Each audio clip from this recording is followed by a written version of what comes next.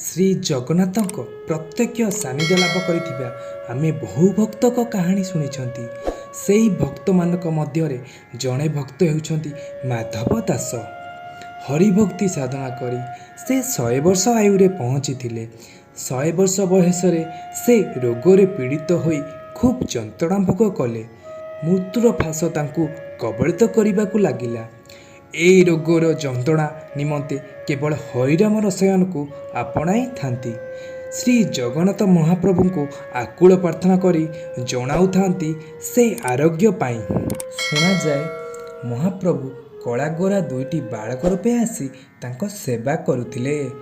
ମାଧବ ଦାସଙ୍କ ପକ୍ଷେ ସେ ବାଳକ ଦୁହେଁ କିଏ ତାହା ଜାଣିବା ପାଇଁ ମାଧବ ଦାସ ଦିନେ ସେହି 2 ବାଳକଙ୍କୁ କହିଲେ, ପ୍ରଭୁ କାହିଁକି ଆଉ ଛଳନା କରୁଛନ୍ତି? ମୋତେ ଆରୋଗ୍ୟ କରିଦିଅନ୍ତୁ, ନଚେତ୍ ସଂସାରରୁ ବିଦାୟ ଦିଅନ୍ତୁ। ତାଙ୍କୁ ଉତ୍ତର ମିଳିଲା, ନାହିଁରେ ଭକ୍ତ, ସେ ଶକ୍ତି ଆମର ନାହିଁ।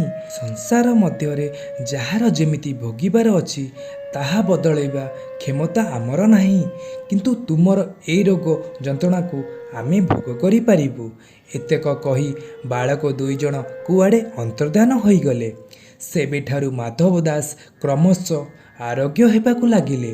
ପୂର୍ଣ୍ଣ ମାତ୍ରାରେ ରୋଗମୁକ୍ତ ହୋଇଗଲା ପରେ ଦିନେ ମହାନଦୀରେ ସ୍ନାନ ସାରି ସେ ଯାଇ ଶ୍ରୀମନ୍ଦିରରେ ପହଞ୍ଚିଲେ।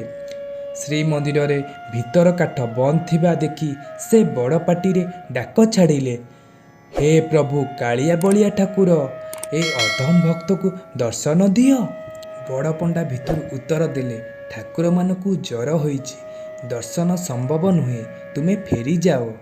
ଏହା ଶୁଣି ମାଧବ ହଠାତ୍ ମୂର୍ଚ୍ଛିତ ହୋଇପଡ଼ିଲେ ଏବଂ ଭାବିଲେ ମହାପ୍ରଭୁ ତାଙ୍କୁ ଉପଶମ କରାଇଦେଲେ। ବୋଧହୁଏ ନିଜେ ଜ୍ୱରରେ ଆକ୍ରାନ୍ତ ହୋଇପଡ଼ିଛନ୍ତି। ସେହି ମୂର୍ଚ୍ଛିତ ଅବସ୍ଥା ମଧ୍ୟରେ ସେ 15 ଦିନ ପରେ ଶରୀରତ୍ୟାଗ କଲେ। ଏବେ ସେହି 15 ଦିନକୁ ମହାପ୍ରଭୁଙ୍କ ଅଣସଣ ଭାବେ ପାଳନ କରାଯାଉଛି ଏବଂ ଏହା ସେବେଠୁ ଆରମ୍ଭ ହୋଇଛି।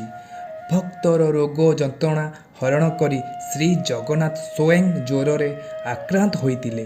ଏହା ମହାପ୍ରଭୁଙ୍କ ଭକ୍ତ ବତ୍ସଳତାର ଆଉ ଏକ ନିଦର୍ଶନ।